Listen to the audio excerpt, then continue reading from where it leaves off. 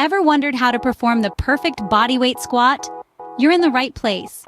Today, we're going to guide you through the correct form and technique. But first, let's warm up those muscles.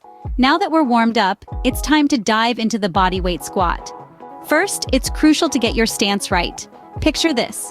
You're on a beach, standing on a clock face with your feet at 10 and 2.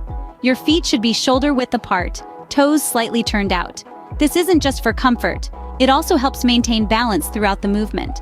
Feel your weight evenly distributed across both feet, grounding you. Don't forget to engage those core muscles. They're key in maintaining a strong, stable stance. With your stance set, we can move on to the squat itself. Now, let's focus on the squat technique. The key to a great squat is engaging your core muscles. Imagine pulling your belly button in towards your spine. As you do this, start to lower your hips back and down, as if you're about to sit into an invisible chair. It's important to keep your back straight during this motion and ensure your knees are aligned with your toes. You're aiming to lower yourself until your thighs are parallel with the ground, or as far as comfortable for you. Now here's the fun part. Exhale as you push through your heels to return to your starting position. Try to really squeeze those glutes at the top for an extra challenge. As a beginner, aim to complete 3 sets of 10 repetitions, taking a 1-minute break between sets. Remember, it's all about form and control, not speed. Keep this in mind as you practice, and you'll be a squat pro in no time. Try to do 3 sets of 10 repetitions as your initial goal, taking a 1-minute break between sets. It's important to always listen to your body.